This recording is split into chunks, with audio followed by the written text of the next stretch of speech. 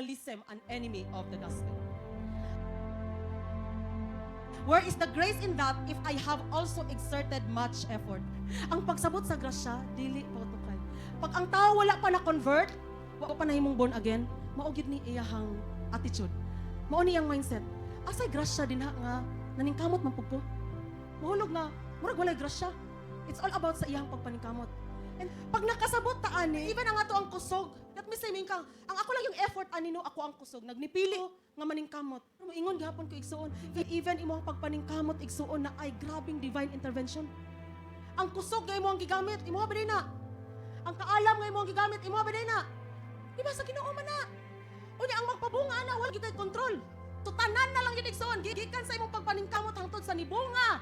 Ang imong pagpaningkamot tanang himaya sa Dios lang gyud. Ang grabe yung kalaban ego sa tao, pridefulness and boastfulness. Giyan sa Ginoo. Don't ever say to yourself that I have achieved this wealth with my own strength and energy. Nadato ko, nilambo ko, niasenso ko, tungod sa ako. Kita mo yung anak igsoon. Tungod lang yun igsoon kay faithful ang Ginoo. Naa siya yung mga tao nga gihimong businessman, gidato para mo survive ang humanity.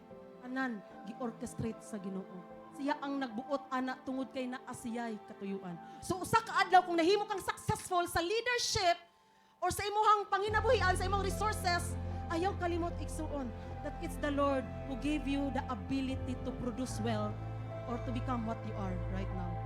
I may work hard, but it is still God who gives the ability, opportunity, and results.